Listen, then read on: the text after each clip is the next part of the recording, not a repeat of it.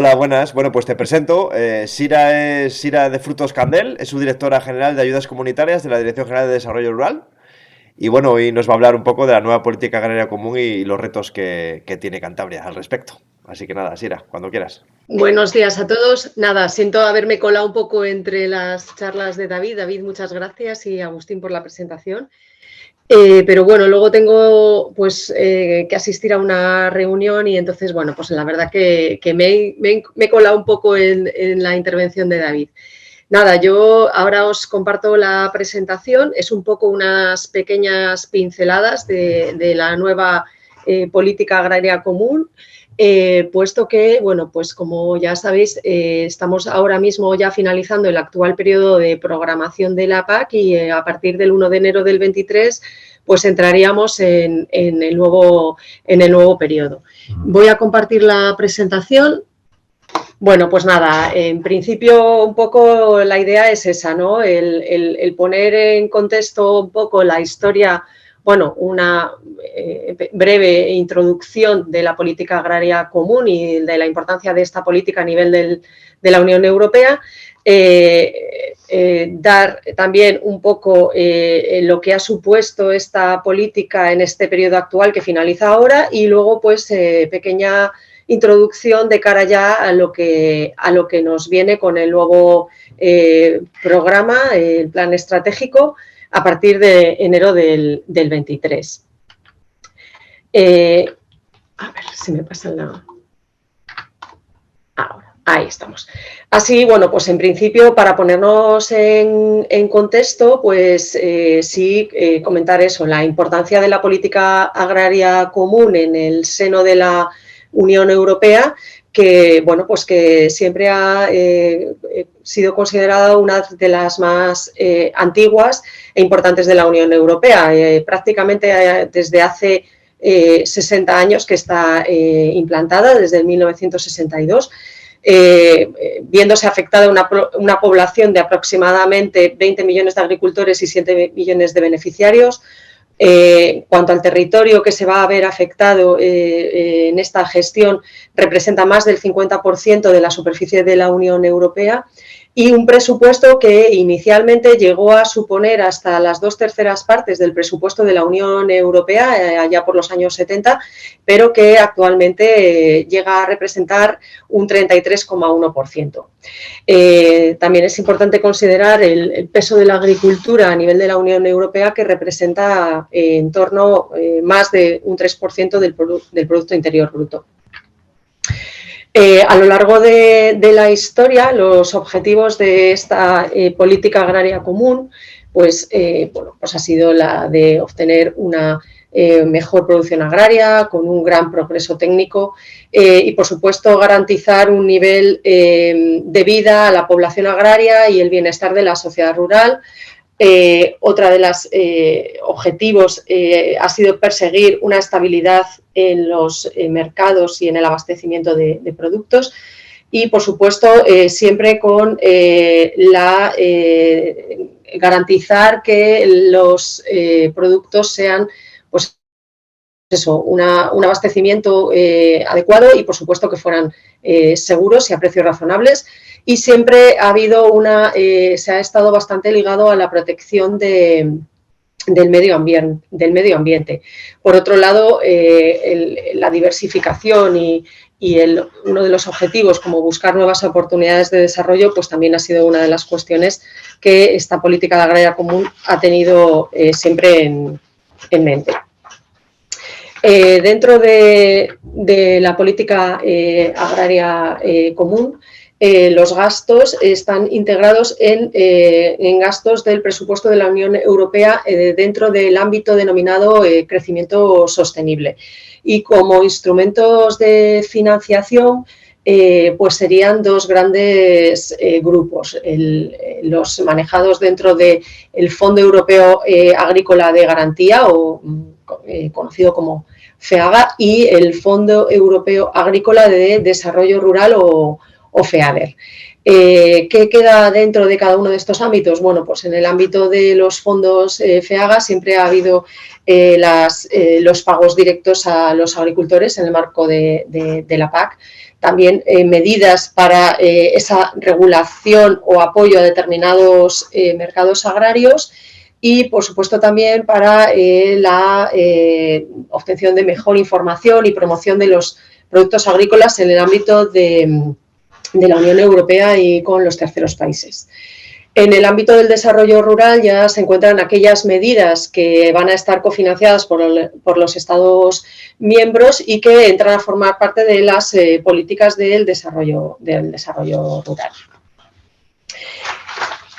En el ámbito de nuestra comunidad autónoma, para que veáis un poco el peso de ambos fondos, de ambos instrumentos financieros, pues os he puesto unos datos de lo que suponen las ayudas directas en Cantabria, las correspondientes a los fondos FEAGA, que es de importe 100% de la Unión Europea, que en principio desglosamos en dos grandes ámbitos, que serían las ayudas desacopladas, lo que venimos conociendo como el pago básico y otros pagos complementarios, que, por ejemplo, en la anualidad 2020, que es la que he tomado de referencia, pues han supuesto más de 29 millones de euros distribuidos pues, en estas distintas medidas que comprenden estas ayudas desacopladas.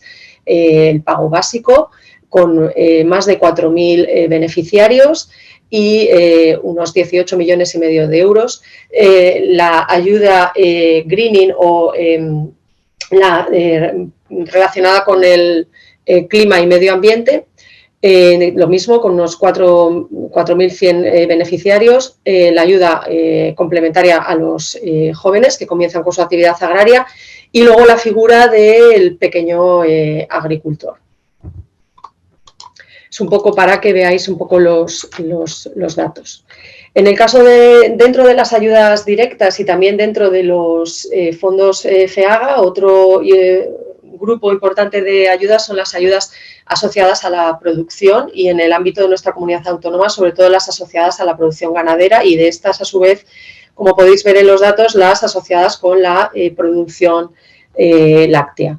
Así, en la anualidad 2020, el importe que ha supuesto han sido en torno a los 15.900.000 euros y por medidas pues tenemos la ayuda a las vacas nodrizas con 3.146 beneficiarios, en torno a los 8 millones de euros. Vacuno de cebo, esta ya es una ayuda más minoritaria en nuestro ámbito territorial, con 489 beneficiarios para esa anualidad y en torno a los 250.000 euros. Y para vacuno de leche, que como veis ya ahí tenemos en torno a los 1.088 beneficiarios, 7 millones y medio. Además, ya con carácter algo más residual, aquellas ayudas que están asociadas para el ganado ovino y caprino. Además de estas ayudas directas asociadas a las producciones ganaderas, tenemos asociadas a las producciones agrícolas, que en el caso de nuestra comunidad autónoma estos son pagos muy residuales. Como veis, hay distintos sectores: el arroz, los cultivos proteicos, frutos de cáscara, legumbres, remolacha, tomate y cultivo del algodón, cuando realmente en el ámbito de nuestra comunidad autónoma es bastante residual y se concentraría sobre todo en algunos beneficiarios en el caso de la ayuda asociada a los cultivos proteicos. Si nos vamos ya al programa de desarrollo rural, el actual PDR 1420, prorrogado hasta el 22, aquí nos encontramos que ya serían intervenciones más a nivel territorial, adaptadas un poco a las necesidades de nuestra comunidad autónoma y de nuestro territorio, y en el caso del periodo que finalizamos ahora, han supuesto un importe total en el PDR de más de 243 millones de euros. La parte FEADER, de la parte de la Unión Europea, han supuesto 98.800.000. Una tasa de cofinanciación, como podéis observar, media, porque esta varía en función de las intervenciones, como veremos un poquito más adelante, en torno al 66,43%. Del gasto cofinanciado, la comunidad autónoma ha puesto unos casi 35 millones, pero además hay una financiación adicional muy importante por parte del Gobierno de Cantabria que se ha ascendido hasta los 95 millones. Nos podríamos extender mucho en el detalle de todas las medidas que se han implementado en el PDR, durante todo este periodo del 14-20 y que luego se prorrogó derivado de la COVID y el retraso de las negociaciones a nivel de las distintas entidades de la Unión Europea para poner en marcha la nueva PAC. Y entonces, bueno, pues en principio hemos desarrollado hasta 10 intervenciones distintas, 10 medidas diferentes en distintos ámbitos, como vamos a ir viendo ahora, y a su vez dentro de estas 10 medidas, muchas de ellas con distintas submedidas. Así, por ejemplo, en el caso de las inversiones en activos físicos, ha supuesto un importe total del 19% de nuestro PDR, una tasa de financiación, de cofinanciación del 53%, y dentro de estas inversiones en activos físicos nos encontramos con las inversiones de mejora en las explotaciones agrarias, que aquí entrarían nuestros planes de mejora, las inversiones en modernización. También inversiones importantes en las industrias de transformación y comercialización de productos agrarios con hasta 17 millones de euros. Y luego también inversiones en las infraestructuras agrarias y forestales, tanto relacionadas con las infraestructuras agrarias en el ámbito de caminos rurales, vías forestales y concentraciones parcelarias, como también las inversiones colectivas que van dirigidas fundamentalmente a actuaciones en el ámbito de los montes de utilidad pública. Por orden seguimos con otras actuaciones que en el ámbito de nuestra comunidad autónoma tiene una gran relevancia y con lo que continuamos en este periodo siguiente, y es el impulso a la instalación a los jóvenes agricultores. Sería dentro de la medida 6 de nuestro PDR, que representa hasta el 11% del PDR actual, y en este caso la tasa de cofinanciación es del 80%. Como veis, el importe manejado en el periodo actual es en torno casi a los 27 millones de euros. Otras medidas que también son importantes en el ámbito rural son la medida de actuaciones de servicios básicos y renovación de las poblaciones rurales, que, bueno, pues en inversiones en pequeñas infraestructuras energéticas, tanto a nivel de particulares como a nivel local, y también el desarrollo de los instrumentos de gestión en las zonas Red Natura. A nivel forestal también tiene bastante importancia la medida 8, las inversiones en el ámbito forestal y el desarrollo de la viabilidad de los bosques, que es una medida que supone hasta un 10% de nuestro PDR actual, y en la que diferenciamos a su vez distintas submedidas directamente relacionadas con la prevención y la reparación de los daños que pudieran estar causados en los bosques, ya sean por incendios o catástrofes o desastres naturales, inversiones para mejorar la capacidad de adaptación y valor medioambiental de los ecosistemas forestales, y por supuesto también inversiones para el incremento del valor económico de los bosques. Nos pasamos ya a los compromisos agroambientales, que en este caso la tasa de financiación junto con la de la agricultura o producción ecológica se eleva hasta el 75%, que supone el 11,5% de nuestro PDR actual, y aquí se incorporan dos submedidas: las ayudas para la conservación de recursos genéticos y, por otro lado, la ayuda destinada al mantenimiento de razas locales amenazadas, tanto en la especie de vacuno como en el equino, con un importe total del PDR de casi 20 millones de euros. En el caso de la agricultura ecológica, esta medida ahora ha supuesto un 1% del PDR y es una de las medidas que se verán bastante incrementadas en el nuevo periodo. A su vez, dentro de la misma se desglosa en ganadería, agricultura y apicultura. Por último, tenemos también la medida de zonas de pagos a zonas con limitaciones naturales, la ZLN, que ha representado, es una de las medidas que más importancia ha tomado en nuestro PDR actual, con hasta un 25% de contribución y un presupuesto de hasta 61.861.000. Para finalizar, hasta esas 10 medidas tenemos también la del bienestar de los animales, la cooperación, que bueno, en principio es una ayuda para la creación y para el funcionamiento de los grupos operativos. Y por último, la medida de líder, que en este caso ha supuesto en nuestro PDR un porcentaje de hasta el 11,5%, casi 28 millones de euros. Como os he comentado, bueno, podríamos estar detallando cada una de estas intervenciones y la importancia en el ámbito de nuestra comunidad autónoma, pero bueno, el periodo de programación ya está prácticamente llegando a su finalización y ahora lo que tenemos como nuevo reto es la puesta en marcha del nuevo plan estratégico de la PAC, el futuro de la PAC. Estos trabajos, la verdad es que han sido muy duraderos en el tiempo y desde que en el 2017 ya la Comisión remitiera o publicara un documento en referencia al futuro de los alimentos y la agricultura, en el cual ya ponía un poco de manifiesto la idea de ir hacia una política agraria común más simplificada y moderna.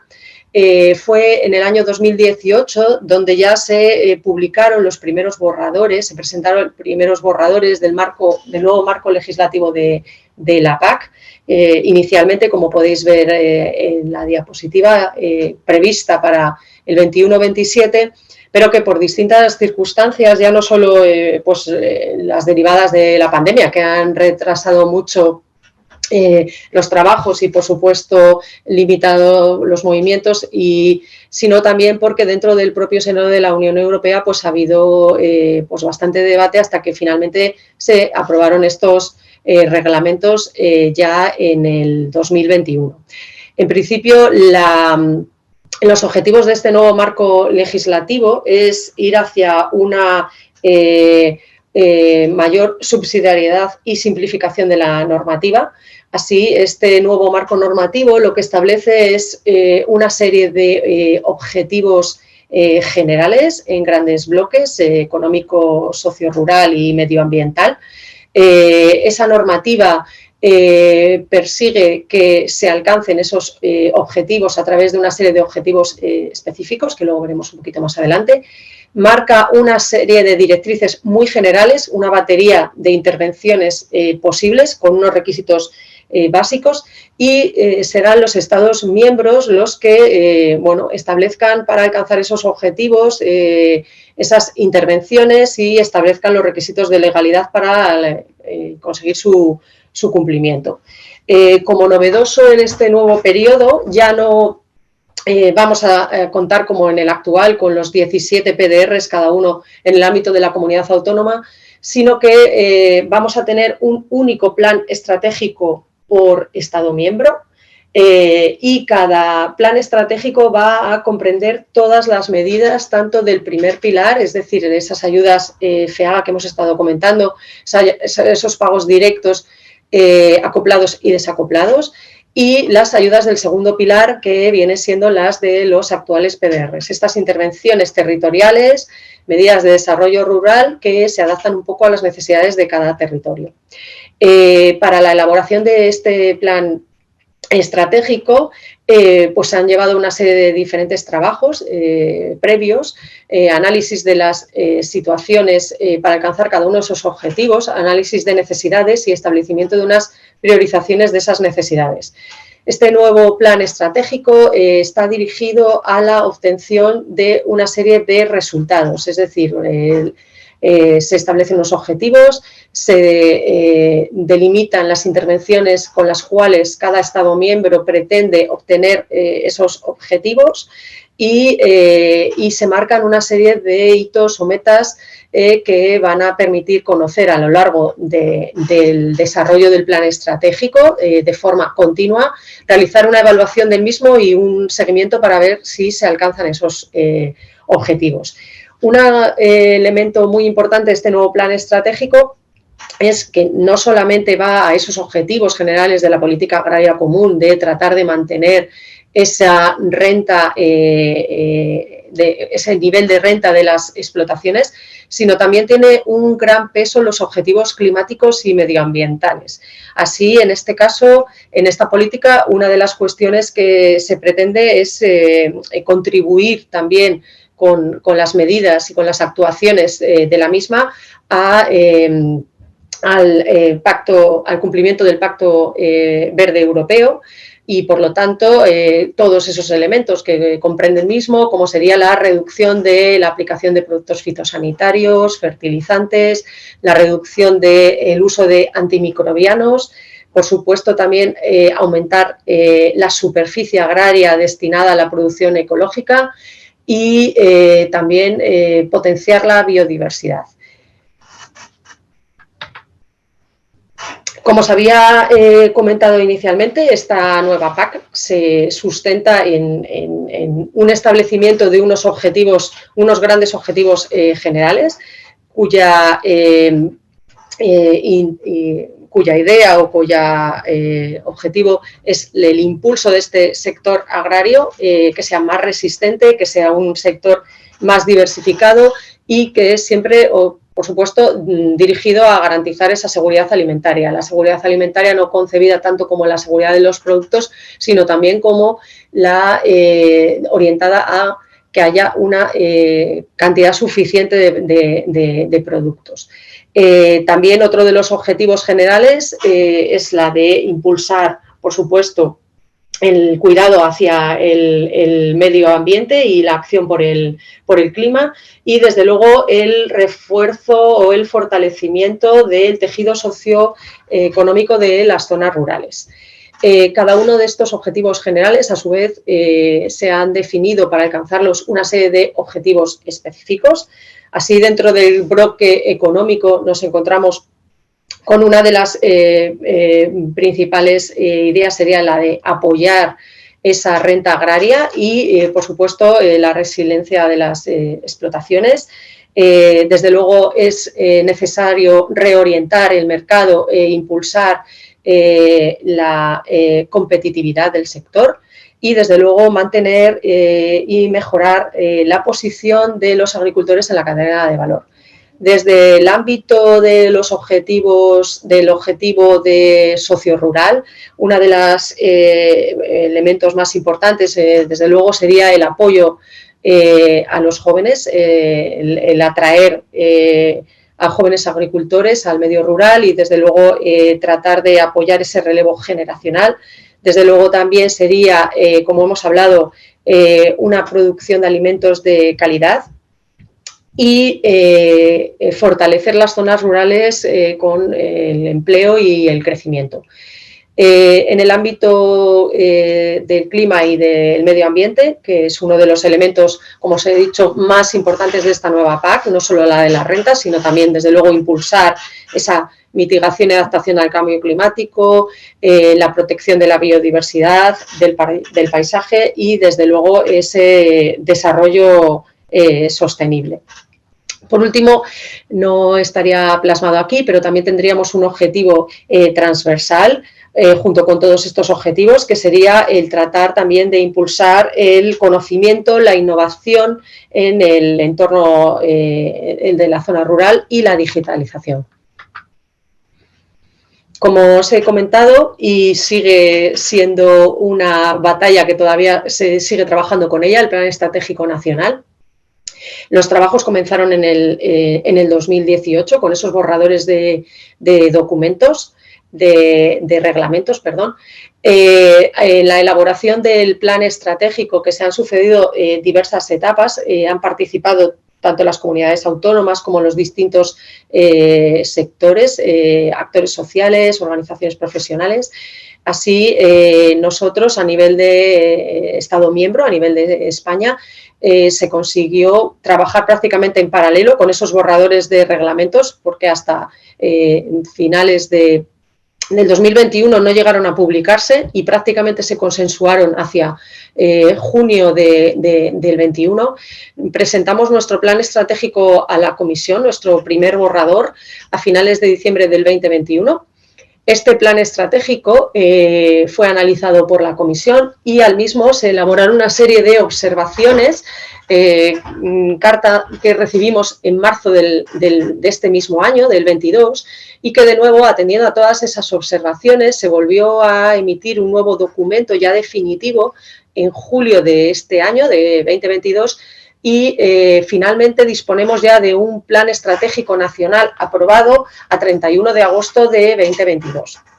Nuestro plan estratégico, junto con el de otros 5 Estados miembros, ha sido de los primeros que han sido aprobados por la Comisión y ahora sigue trabajándose en ese marco, puesto que hay que desarrollar todo el marco legal que va a sustentar nuestro plan estratégico, tanto la ley para poner en marcha este plan estratégico como todos los reales decretos que van a dar desarrollo a todas las diferentes intervenciones, nuestra gobernanza, nuestro sistema de control y gestión, así como también la condicionalidad y otros elementos. Todos estos documentos están en proyectos, ya han pasado a consulta pública y ahora están dando los últimos coletazos, y la previsión es que para finales de año, para diciembre, se disponga de estos reales decretos ya publicados. La elaboración de este plan estratégico, pues como ya he señalado antes, sí que han participado activamente las comunidades autónomas y, por supuesto, nuestra comunidad también, en donde se ha manifestado siempre pues nuestra postura a favor de la profesionalidad de los agricultores, también esa idea de que los apoyos de la renta vayan a esa explotación de tamaño medio, a esa agricultura familiar. Por supuesto, dentro del ámbito de los pagos acoplados asociados a las producciones, nosotros también hemos manifestado nuestra inquietud por ese sector ganadero, sobre todo ganadero de leche. En el caso de los jóvenes agricultores, por supuesto, también hemos estado siempre a favor de que se mantuviera esa ayuda.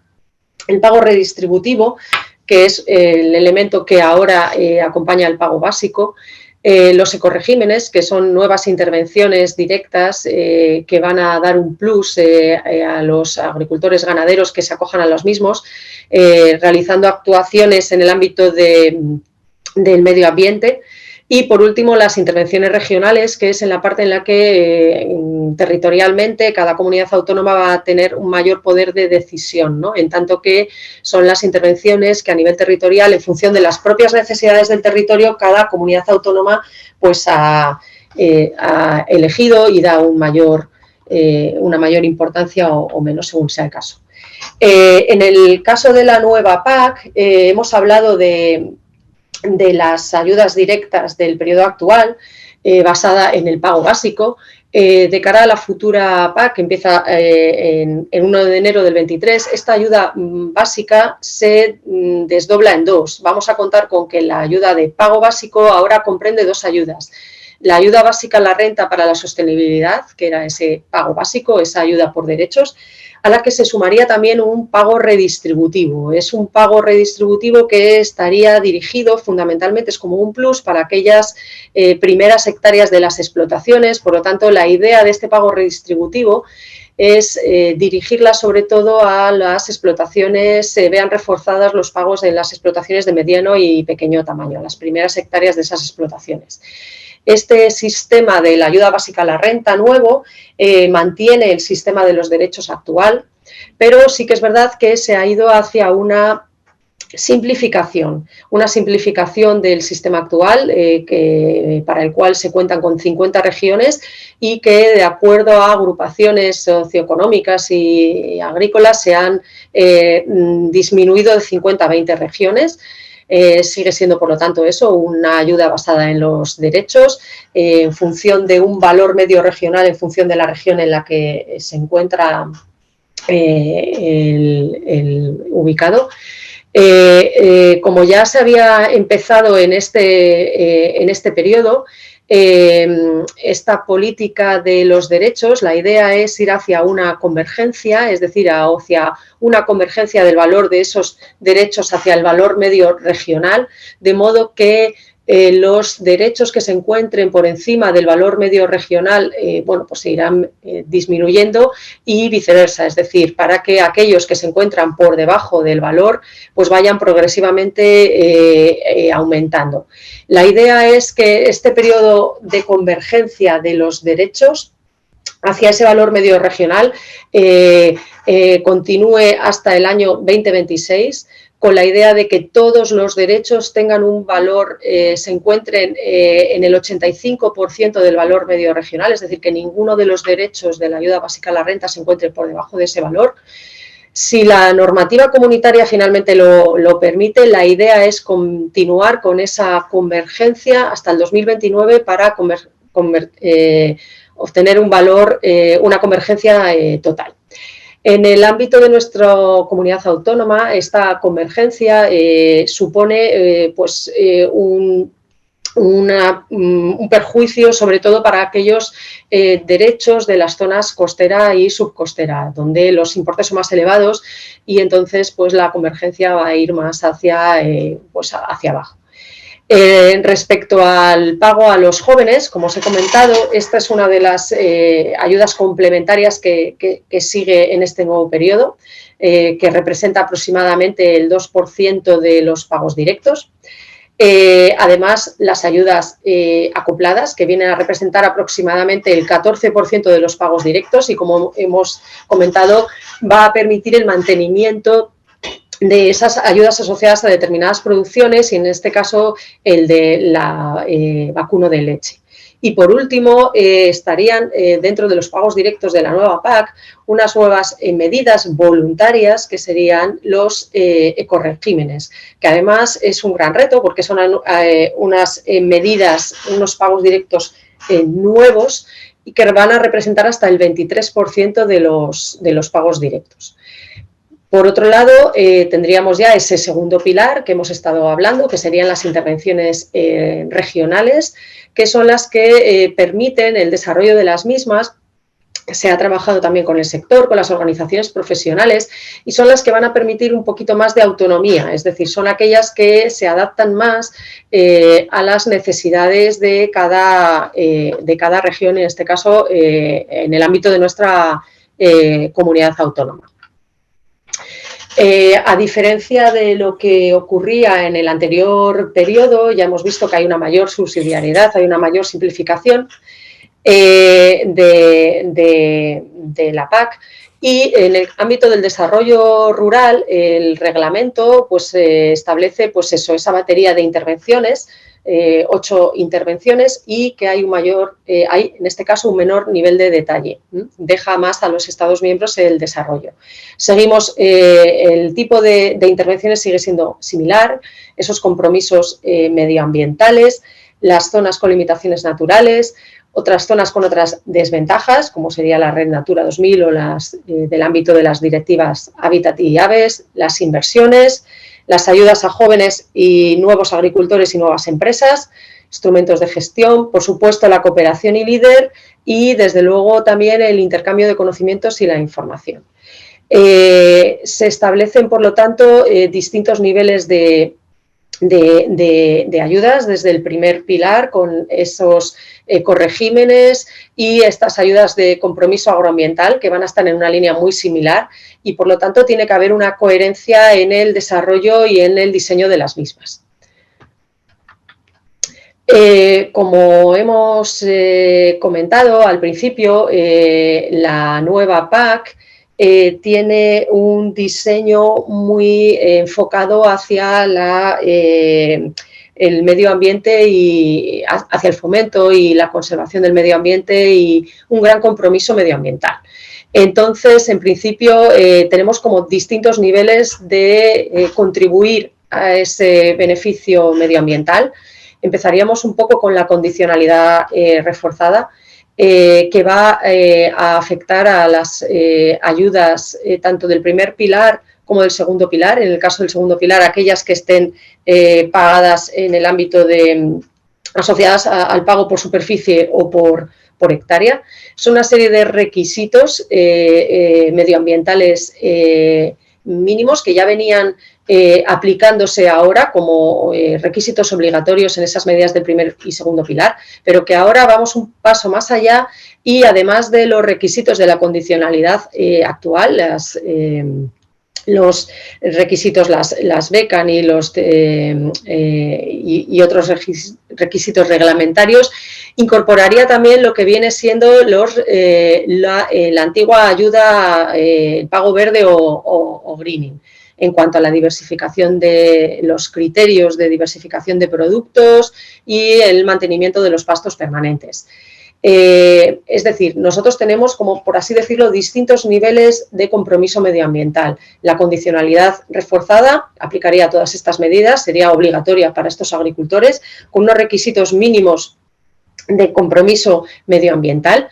En el caso de los ecoregímenes del primer pilar, que siguen siendo dentro de los pagos directos, estas son unas medidas nuevas, novedosas, son voluntarias para los agricultores, sería un pago por hectárea anual y en este caso los requisitos establecidos para cada uno de los diferentes ecoregímenes, hay hasta 9 ecoregímenes distintos, hay distintas prácticas en función de los tipos de suelo, tendrían un nivel de compromiso un poquito más elevado que la condicionalidad, es decir, unos requisitos más estrictos, un poquito de un nivel superior.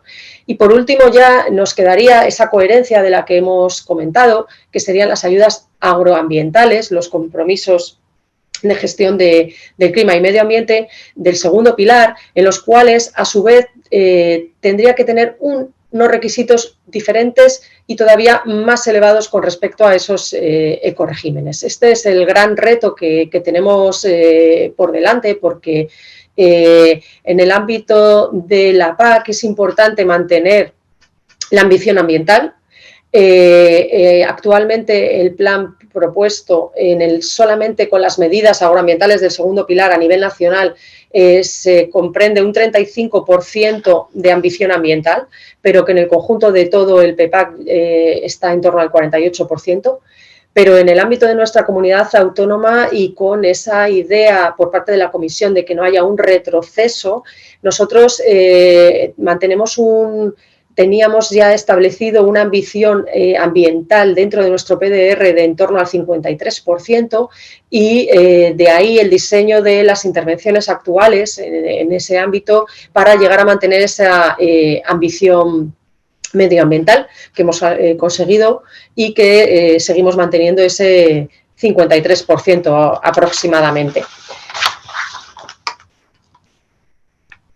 Y bueno, en principio por mi parte sería un poco, igual he ido muy deprisa, disculpadme porque igual me he acelerado, un poco la información que os he preparado un poco para tener una noción de la futura PAC. Y, por supuesto, si tenéis alguna consulta o alguna cuestión que no haya quedado clara, pues nada, quedo pendiente del chat. Gracias, Ira. Aquí en el chat, Esther te pregunta que si podrías explicar algo más sobre los ecoregímenes. Vale, bueno, en el caso de los ecoregímenes son unas, un poco por encima, ¿vale? Son unas medidas, unos pagos directos, voluntarios es lo que comentábamos, que nosotros tenemos ahora una serie de criterios de condicionalidad reforzada que sí que son obligatorios. Y un poquito más allá de esos criterios medioambientales se han establecido los ecoregímenes, que son una serie de prácticas relacionadas también con el clima y medio ambiente y que están en función de la orientación productiva, pues han establecido distintas prácticas. Así, por ejemplo, pues se han contemplado prácticas dirigidas a la orientación de los pastos permanentes. Por ejemplo, tendríamos la práctica de pastoreo extensivo y también en ese ámbito productivo pues tendríamos la siega o los espacios de biodiversidad. También estos ecoregímenes contemplan prácticas que están directamente relacionadas con las tierras de cultivo, como por ejemplo pueda ser la rotación con especies mejorantes o la siembra directa. En este ámbito hablamos que irían dirigidas tanto para las tierras de cultivo de secano, tierras de cultivo de secano húmeda, regadío.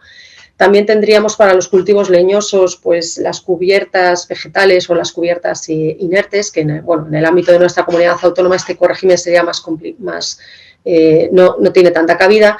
Y luego tendríamos también los espacios de biodiversidad, que sería pues el mantenimiento a nivel de la explotación en el ámbito de los cultivos permanentes y de las tierras de cultivo de ciertas zonas sin segar y sin utilizar para permitir pues, el ciclo de los lepidópteros y, por lo tanto, con una importante contribución a esa biodiversidad que, como habíamos dicho, es uno de los retos de esta nueva PAC. No obstante, si queréis, os facilito la página del Ministerio, que yo creo que es muy interesante porque ahí sí que tenemos un detalle de cada una de esas prácticas en las que ya no solamente se detallaría, como os he comentado, un poco la orientación de cada ecorégimen, a qué orientación productiva va, sino los requisitos que en ese caso se van a exigir, ¿vale? Y con algunas, la verdad que es una página que está muy interesante porque como es unas medidas novedosas y lo mismo también la futura PAC y están surgiendo muchas dudas y a la hora de cómo voy a pedir yo esto y cómo voy a cumplir, pues en la página del Ministerio se mantienen una serie de información que se actualiza continuamente, unas notas explicativas, hay una nota concreta para los ecoregímenes que puedo facilitar a la organización del curso para que lo pueda difundir a los participantes, desde luego, en la cual pues eso, se indica cada uno de los ecoregímenes, los requisitos y luego también las posibles preguntas más frecuentes que se dan en ese ámbito. Y no sé, espero haber respondido y si no, pues lo que quedó a la espera. A ver. Sí, acabo de compartir ahora en el chat precisamente lo que estabas comentando, Sira, tanto de las preguntas, las notas aclaratorias como las preguntas básicas. Mira a ver si te refieres a esos dos documentos, por si acaso hay alguna otra cosa que no... A ver, que no sea... lo veo... Sí, si te metes al chat, he puesto dos enlaces ahí. A ver si... Sí, perfecto. Eso es, porque sí que es cierto, y ahí doy un poco el PPAC es un documento de casi 3.000 hojas, que es bastante árido, la verdad, de ver. Y, sin embargo, pues eso, lo que os comento, el Ministerio está preparando documentos como resúmenes más sencillos y que recopilan toda esta información y yo creo que justo los que has colocado en el chat son a los que yo me refería. Ah, mira, sí, pregunta aquí Almudena. ¿La práctica de permacultura entraría dentro de los ecoregímenes? No sé qué práctica, dentro de los ecoregímenes no sé qué práctica puede ser esta, la verdad, encajar. No sé a qué se refiere en concreto. Se dice aquí Almudena, específica para los sistemas agrícolas autorregulados inspirados en los ecosistemas naturales. Yo ahí lo que os he comentado, en principio no sé si podría encajar lo de los espacios de biodiversidad porque lo demás son prácticas agrícolas comunes, que simplemente son pues evitar pues eso, ciertas actuaciones en el terreno pero vamos, yo creo que como tal no, quizá alguna de las prácticas pueda encajar ahí, como puede ser lo de los espacios de biodiversidad. De todos modos, cualquier cosa, pues me podéis... no sé si en la presentación estaba mi correo electrónico, pero bueno, yo os lo facilito en cualquier caso y cualquier cosa, pues me podéis consultar, sin problema. Os lo escribo aquí. Bien. Antes de nada, enhorabuena por la exposición, porque para uno que ha estudiado esto de la PAC hace muchos años, Alfonso también lo sabrá, que en geografía es denso y está bien que esto esté más simplificado, sí. Pero enhorabuena. No, bueno, igual he ido muy deprisa. Disculpad porque a veces es complicado porque quieres exponer un poco todo en poco y igual igual me he pasado de poco. Nada, tranquila. No, simplemente estaba pensando porque como, enfocado a la temática un poco y a la casa en la que estamos dando el curso, más medioambiental, sostenibilidad y demás, como trabajamos en muchas de las entidades en las que estamos aquí el tema de la Agenda 2030. Yo no sé si en esta nueva PAC, con el gran peso que has dicho que tienen los objetivos climáticos, la biodiversidad y demás, se habla, porque en el Pacto Verde Europeo sí algo sí que se habla, el tema de los fertilizantes, los fitosanitarios y demás, está comprobado la pérdida de biodiversidad que producen. ¿Cómo, por un lado, cómo se trabaja ese tema? Si hay un escenario para dejar de la utilización, del uso de los fertilizantes, y por otro lado, no sé si se habla algo, porque eso es algo ya personal para mí en el trabajo y todo, del tema de, perdón, el desperdicio alimentario. ¿Se trabaja? La verdad que en el ámbito nuestro no, ¿vale? En el ámbito nuestro no. Sí que es verdad, al hilo un poco de lo que comentas, sí que, bueno, se trabaja, puede estar relacionado con esa con la economía circular, ¿vale? Que no sé si es un poco en la línea en la que podríamos entender que entra, que sería, en el caso de alguna de nuestras ayudas a la inversión sí que se pretende un poco eso, la economía circular, y yo creo que uso de desperdicios, otras cuestiones podría un poco entenderse por ahí. En el tema de los fitosanitarios y de los fertilizantes, por ejemplo, nosotros en este periodo, bueno, aparte de las restricciones de la propia condicionalidad, ¿vale? Porque la propia condicionalidad sí que se acoge a una serie de requisitos legales de gestión que van un poco en esa línea, ¿vale? De la reducción y por lo menos el uso conforme a la normativa. Pero nosotros vamos un poquito más allá y dentro de las intervenciones territoriales y, por supuesto, los ecoregímenes, que también van en esa línea. El uso de fitosanitarios pues, es uno de los elementos que limita, es uno de los requisitos que limita en los ecoregímenes, ¿vale? Solamente quedaría supeditado en el caso de que hubiera algún problema sanitario, de sanidad vegetal. Y en el caso de las intervenciones territoriales, la producción ecológica, que, bueno, como sabéis, está sujeta pues, a unos requisitos importantes en el control de fitosanitarios y de fertilizantes, y nosotros en el ámbito de la producción ecológica hemos incrementado bastante nuestra ambición. Hemos intentado aumentar el presupuesto designado para esas medidas. Y además, como tiene no solamente esos requisitos, sino que la producción ecológica conlleva mayores esfuerzos, también tenemos otra intervención territorial que es un poco ir hacia esa transición ecológica que se centra únicamente en el uso de fertilizantes y de fitosanitarios. Esas son las cuestiones que yo te puedo así un poco comentar en concreto con los aspectos que tú me has dicho. Vale. Yo creo que la normativa además cada vez va a ser más estricta en ese sentido, incluida los antimicrobianos, porque, bueno, en toda esta charla que os he comentado he ido muy rápido, pero en el desarrollo normativo y dentro de la propia política agraria común no solamente es lo que se ve, es decir, no solamente son todas estas intervenciones que os he nombrado, sino que además hay una serie de desarrollos normativos y muchos de ellos van en esa línea que tú has comentado, en el uso de fertilizantes, en el uso sobre todo en la reducción de antimicrobianos, que es paralelo, ¿vale? Que es un poco el desarrollo normativo que va en paralelo a toda esta PAC también.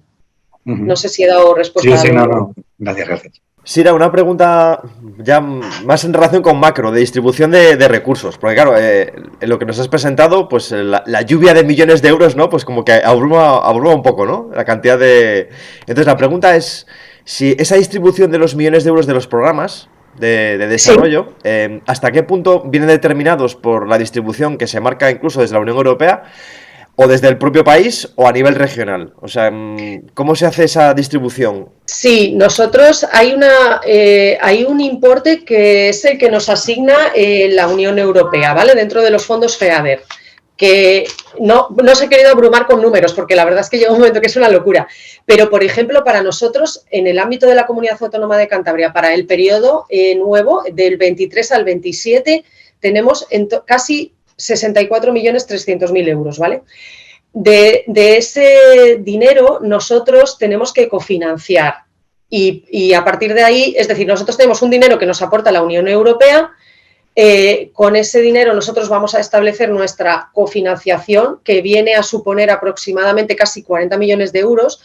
El Ministerio también nos da un dinero para esa cofinanciación, que son unos 16 millones, pero luego nosotros, en función de las necesidades que hemos identificado en nuestro ámbito territorial y el peso que queremos dar a estas intervenciones, además añadimos dinero de la comunidad autónoma, ¿vale?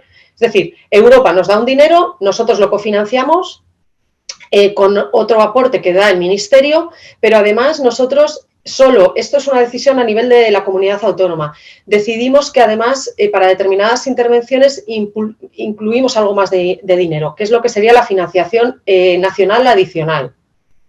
Sí, yo me refería sobre todo hasta qué punto desde una comunidad autónoma se tiene margen para intervenir en temáticas concretas o esa financiación que viene de fuera, por decirlo de alguna forma, ya te está marcando un poco en qué tienes que invertir. Bueno, lo que os he comentado antes es que tú tienes una serie de porcentajes a cumplir, ¿vale?